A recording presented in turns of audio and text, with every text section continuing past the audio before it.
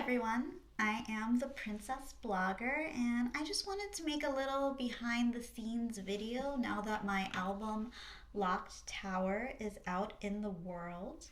Um, I just received my physical copy, and it looks just like a real CD. It's got a cover, it's got a printed CD. Of course, that's me, and on the back, you could see the track list. And since all of the videos that I made for this album so far were pre recorded lyric videos and I never really had an opportunity to discuss the songs, I just wanted to do a little behind the scenes discussion so that you can hear about what went into creating this album. So, this is Unlocking the Tower. And I have no idea how long this video is going to be, but I seriously doubt it will be like an hour because I don't think I'm capable of talking for an hour straight. So we'll start with track one, which is Silent Siren, inspired by The Little Mermaid, which is one of my absolute favorite fairy tales. And if you guys aren't familiar with the original story, it's quite different from the Disney version. In the original story, she does not end up with the prince, and her sisters offer her a knife to attempt to stab the prince in the heart to return to the sea. But she refuses to do it, and as a result, she becomes a daughter of the air with the promise of receiving a soul in 300 years. And so that's sort of the inspiration behind Silent Siren. It's about how she's unable to tell the prince about her struggles, literally because she doesn't have a voice, but also because she doesn't want to hurt him, because she's a very good person. And the story is a lot about sacrifice. So for the opening chords, I took a lot of inspiration from Part of Your World from the Disney version of The Little Mermaid, but I made them sound more melancholy by putting them in a minor key and playing them at a different tempo. So if you listen to the opening chords from Part of Your World, they sound very fast and upbeat. But if you play those same notes but in a different key and slow them down, they start to sound a little sad and kind of like a siren song.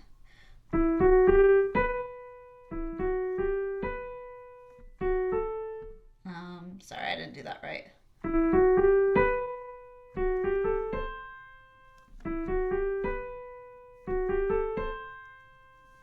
So that's the opening of Silent Melody, because it sounds like something that maybe you feel, it makes you feel a bit sort of melancholy, but it's still beautiful, kind of like a siren song that draws you in even though you know that it's dangerous. And the rest of the song, especially the chorus about her heart waiting for the prince, even after she's a daughter of the air, is supposed to denote her longing to be with him and to have a soul even after she completely failed in her mission to win his heart. And so it's sort of meant to create that beautiful tragedy that Hans Christian Andersen wrote in the original fairy tale. Moving on to track two, we have Fallen Snow, which is inspired by Snow White and the Seven Dwarfs, but I decided to do something a little different. So instead of singing to her prince, in this song, Snow White is actually singing to her stepmother.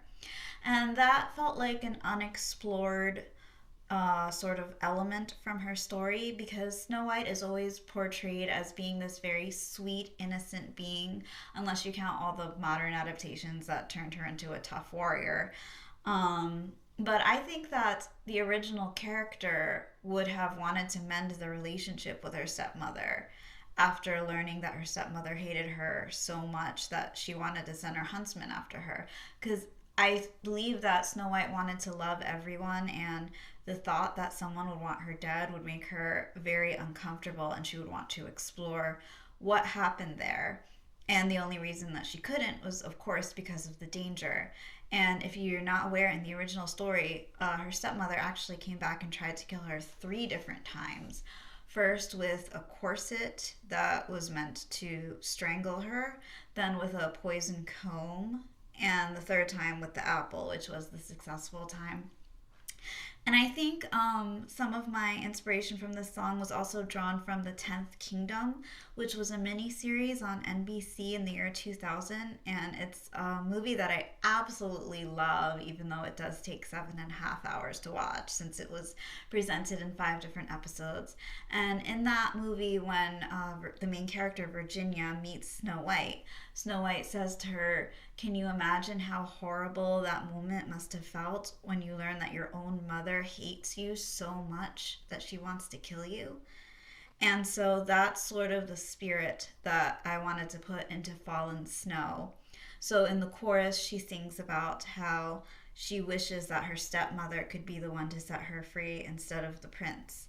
But of course, she still gets a happy ending, which is why the song, which is mostly written in a minor key, ends on a major A chord, which is this. That's the final note in the song. Moving on to track 3, Broken Glass. Now, I know it was probably an odd decision to do a Cinderella song from the perspective of Cinderella's stepsister instead of Cinderella herself. But my motivation behind this was the fact that there are probably more musicals out there about Cinderella than there are about any other fairy tale in existence. There's the Disney version, there's the Rodgers and Hammerstein version, there's the Andrew Lloyd Webber version, which came out during COVID and unfortunately flopped, even though I think it was an amazing show. And there's The Slipper and the Rose, which is a fairly obscure movie, and a lot of other ones too. And I think if you're looking for a sad Cinderella song that's sort of in the melancholy tone of Lock Tower, you can easily find it in one of those projects. I highly recommend listening to the song Tell Him Anything from The Slipper and the Rose, which has a beautiful cover by Susan Egan on an obscure Cinderella compilation CD that I had a few decades ago. Or the song Far Too Late from the Andrew Lloyd Webber Cinderella musical, which is very much in the same vein as my Locked Tower album. It's sad and beautiful and sort of haunting. So instead of trying to replicate one of those, which of course I don't really have the skill for because I've only been playing piano for maybe 8 months now and I've only just started learning how to compose music, I decided to do an original song for Cinderella's stepsister since we very rarely ever hear anything from her stepsister's perspectives. So Broken Glass focuses on how her stepsisters wanted to win the prince's heart just as much as she did, but they were scorned upon for being ugly, which of course has derived a few adaptations, the most famous being Confessions of an Ugly Stepsister by Gregory Maguire, the author of Wicked, which had a made-for-TV movie maybe 20 or so years ago. But there haven't been many songs about them. So that's what I wanted to focus on in this. And also the opening chords of this were created by combining 2 notes that are located right next to each other on the keyboard, which is known to have a very jarring sound, and usually it's meant to be avoided in music. So it's the notes C and D, and when you put them together, you get this sort of uncomfortable sound. And that's what I wanted to recreate with the chiming of the clock. So I have that ringing 12 times at both the beginning and end of the song. And also in the chorus, I reference the Brothers Grimm version of the fairy tale, in which the stepsisters actually cut off pieces of their feet to try to fit the glass slipper, and they get caught because their feet start bleeding into the slipper, which is very gruesome. But by using it as a metaphor with the line, "I cut away pieces of myself for you," it makes it really poetic and shows how much her stepsisters were struggling with not being chosen by the prince. Moving on to track 4, Spun Gold. This song was inspired by Rumpelstiltskin, which did not have an animated adaptation, although it was featured in Once Upon a Time on ABC in a very different way. Now, for this song, I wanted to portray a little bit of the feelings of the miller's daughter and how powerless she felt by being told that she could either spin straw into gold and marry the prince or die. So she really had no choice over her own romantic prospects, which is why I decided to put the line in the chorus: if I were given half the chance, I'd shed these bonds and seek a new romance, because she never had an opportunity to find love on her own terms. And if she didn't succeed in spinning gold and winning the prince, she would die. So it was sort of a lose lose situation. But with the title Spun Gold, I wanted to use it as sort of a metaphor for making the most of a bad situation, which is why the final line of the song switches from a minor key to a major key, because she decides to take control, and with Rumpelstiltskin's help, she takes the best possible ending of her story by marrying the prince. And the opening of the song, I did something a little bit different with, because since I'm still a fairly new piano player, I can't play a lot of complicated notes quickly. So I decided to go with notes that I could play with one hand with my fingers all next to each other to create a very smooth, fast spinning sound that's sort of metallic-y to recreate the spinning of straw into gold, which I believe was this. Something like that. I don't think it started with F though.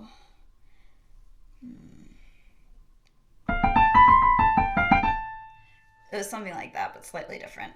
But you can hear that when I play it, it sounds like it's spinning in a circle. So, because it keeps going back and forth and ending in the middle, so you get the impression of a spinning wheel. And because I play it on the higher side of the keyboard, it sounds more metallic-y, like gold. So that was what I was going for, to create the best of a bad situation by spinning straw into gold.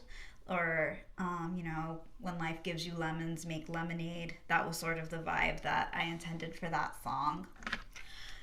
Track 5, Cursed Dreams. That was inspired by Sleeping Beauty, and that song, I didn't realize at first how similar the melody of the chorus sounded to the verses, because I was playing different notes for the chorus, but because they were played in the same order, they sound very much the same. So it has this very repetitive, almost trance-like feel to it.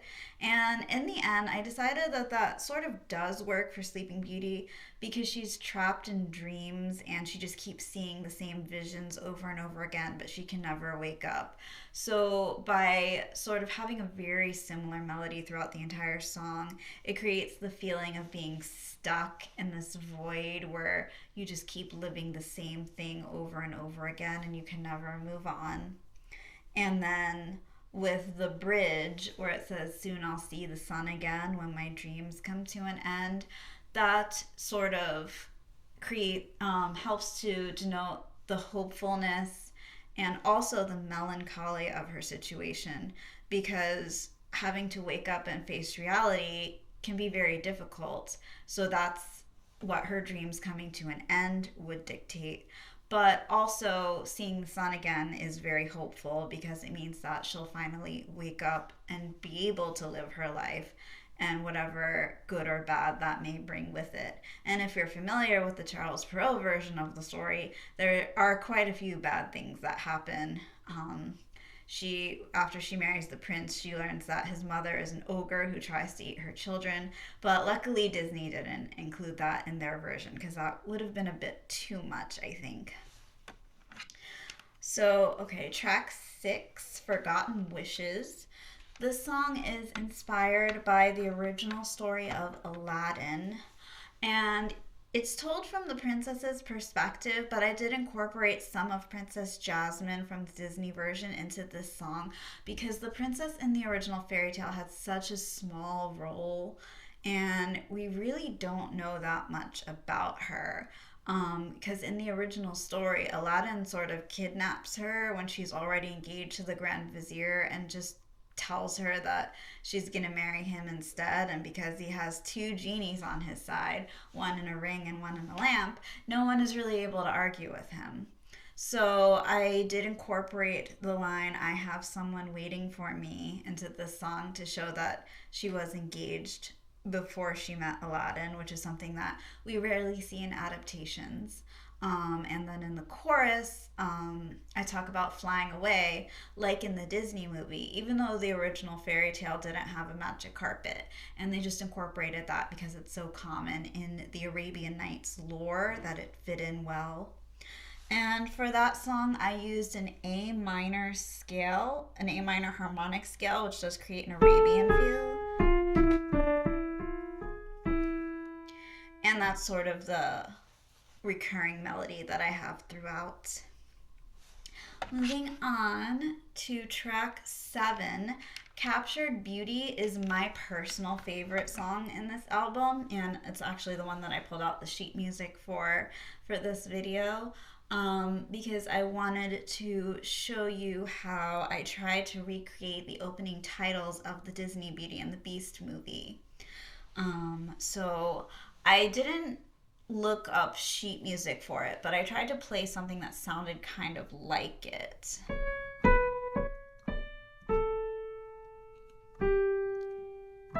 Oops. Sorry. Let me try that again.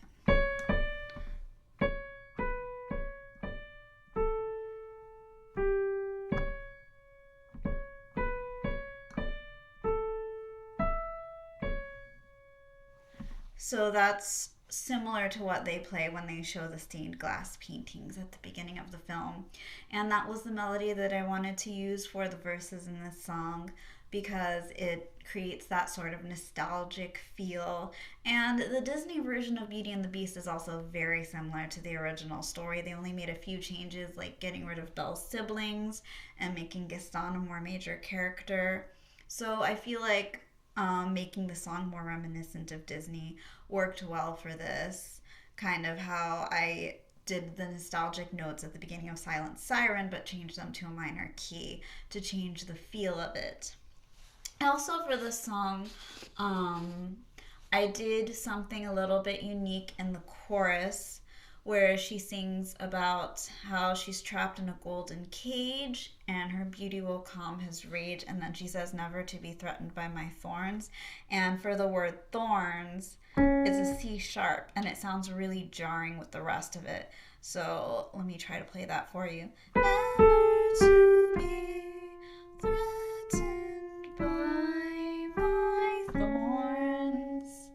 So right there in that subtle shift, you hear her struggle and how she feels trapped in the castle, but she's just pretending to placate the beast until the end of the song when it switches to a major key and she returns to him and says, my heart is yours as of today.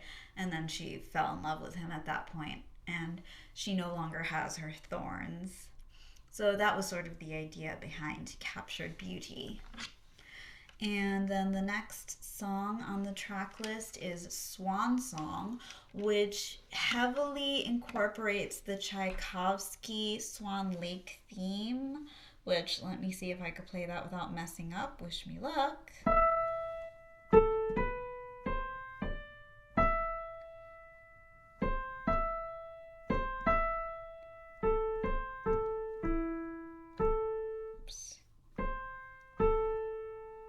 Something like that. So that song, that music from the ballet so perfectly captures the tone of the story that I didn't even want to attempt to come up with something else. And luckily, since the ballet is like 200 years old, it is in public domain, so I didn't have to. Actually, I think maybe it's a little over 100 years, but anyway. I really enjoyed writing this song, and I tried to change the key signature quite a few times to make it more challenging for myself. And this story is very similar to the original story of The Little Mermaid. Both stories are about a beautiful princess pining for a prince who transforms and in the end has to sacrifice herself because the prince chooses another woman. So I incorporated that into the lyrics with the final line of the song, we weren't meant to be, now you have set me free. And that line, I think, was partially inspired by the movie Corpse Bride, which also has a similar story to both Little Mermaid and Swan Lake. Because at the end of the film, Emily, spoiler alert, needs to give up Victor so that he could be with Victoria, his living bride. And he tells him that he didn't keep his promise. And then she says, "But you did keep your promise. You set me free." And then her spirit sort of turns into a bunch of butterflies and fly away. And it's such a beautiful scene. And that idea of being set free and flying away also makes me think of a swan. So I feel like that line works well for Swan Lake too. And then Locked Tower is the title track on the album.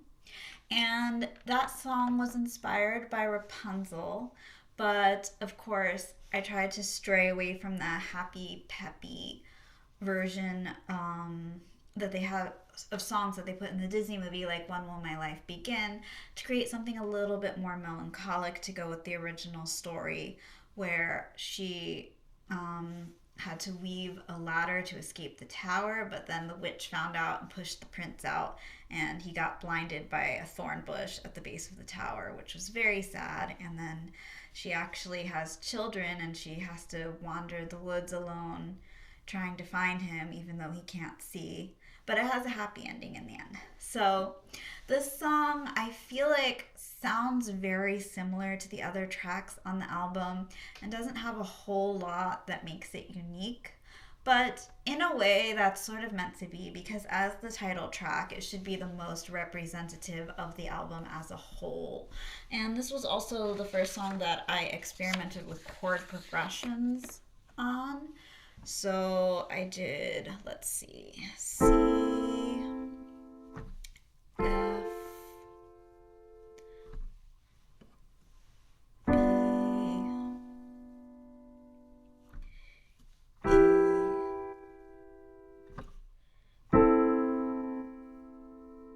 Actually, I think that's an A minor chord. So I just sort of had these chords running throughout the whole song and based the melody on that. And because of that, you don't hear as much of the melody as you do the chord progressions.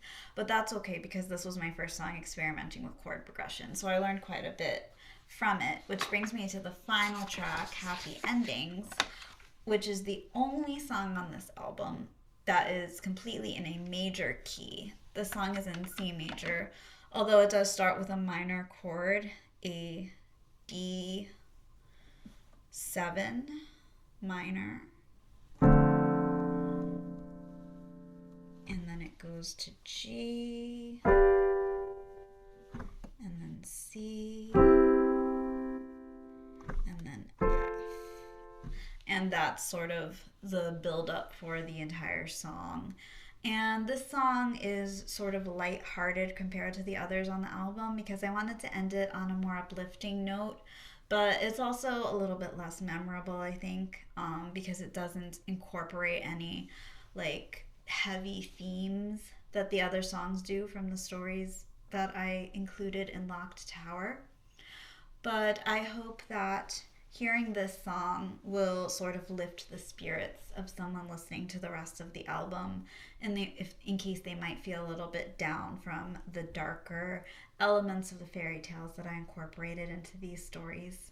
So yeah, that is Locked Tower, and I do have a limited number of physical copies available upon request.